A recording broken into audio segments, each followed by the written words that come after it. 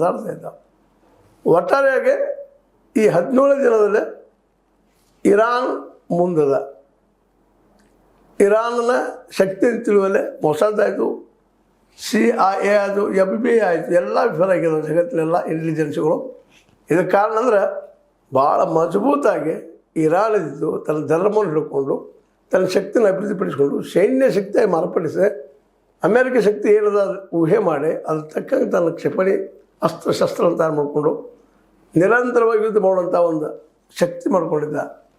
ಅದ್ರ ಕಾರಣ ಅಲ್ಲಿ ಆಯಿಲ್ ಅನ್ನುವಂಥ ಮಾತು ಜೊತೆಗೆ ಅಲ್ಲಿ ಸಂಸ್ಕೃತಿ ಬೆಳೆದು ಬಂದರೆ ಇಸ್ಲಾಂ ಧರ್ಮ ಹುಟ್ಕೊಂಡಿದ್ದ ಅದು ಏರಿಯಾದಲ್ಲಿ ಅನ್ನೋದು ಎಲ್ಲರಿಗೂ ಗೊತ್ತಿದ್ದ ವಿಷಯ ಅದು.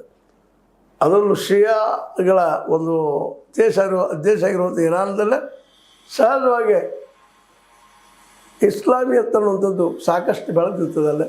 ಎಷ್ಟೋ ವಿಚಾರಗಳು ಬೆಳೆದ್ರು, ವಿಚಾರವಾದಿಗಳು ಬಂದರು, ವೈಜ್ಞಾನಿಕವಾದಿಗಳು ಬಂದರು. ಮೂಲಲ್ಲಿ ಒಂದು ಸಂಸ್ಕೃತಿಯ ಪ್ರಭಾವ ಅದ, ಅದಕ್ಕೆಲ್ಲರೂ ಬದ್ಧ ಹಾಕಿದ್ದಾರೆ. ಹೀಗಾಗಿ ಇವತ್ತು ಇರಾನ್ ಇದ್ದು ಅಮೇರಿಕದ ಒಂದು ಬಲಿಷ್ಠ ಮತ್ತು ಅಮೇರಿಕ ಯಾವುದೇ ಗುಪ್ತಚರ ಸಂಸ್ಥೆಗಳಿಗೆ ತಿಳಿಲಾರದಷ್ಟು ಶಸ್ತ್ರಾಸ್ತ್ರ ಭಂಡಾರಗಳನ್ನು ಇಟ್ಕೊಂಡು ಇವತ್ತು ಪ್ರತಿದಾಳಿ ಮಾಡ್ತಾಯಿದ್ದ. ಹೀಗಾಗಿ ಇರಾನ್ಗೆ ಇಡೀ ವಿಶ್ವ ಇವತ್ತು ಚೆಲ್ಟುವಂಥದ್ದು. ಭಾರತ ಸಹಿತ ಇವತ್ತು ಇರಾನ್ ಜೊತೆಗೆ ಮೆತ್ತಗೆ ಮಾತಾಡುವಂಥ ಪರಿಸ್ಥಿತಿ ಬಂದದ ಅನ್ನೋದು ಇಲ್ಲಿ ಗಮನಿಸಬೇಕಾಗಿದೆ. ಯಾಕಂದ್ರೆ ಅಮೇರಿಕೆಯ ಶಕ್ತಿ ಈ ಯುದ್ಧದಿಂದ ಕಡಿಮೆ ಆಯಿತು ಅನ್ನೋ ವಿಶ್ಲೇಷಣೆ. ನಿಮಗೇನು ಅನ್ನಿಸ್ತದ? ಕಡಿಮೆ ಆಯಿತಾ ಇಲ್ಲ ಹೆಚ್ಚಾಯ್ತಾ? ಅದು ಉಳಿಸ್ಕೊಂಡು ಹೋಗ್ತದಲ್ಲ? ಇದಕ್ಕೆಲ್ಲ ನೀವು ನಿಮ್ಮ ಕಾಮೆಂಟ್ ಬಾಕ್ಸಲ್ಲಿ ಬರೀರಿ, ತಿಳಿಸ್ರಿ.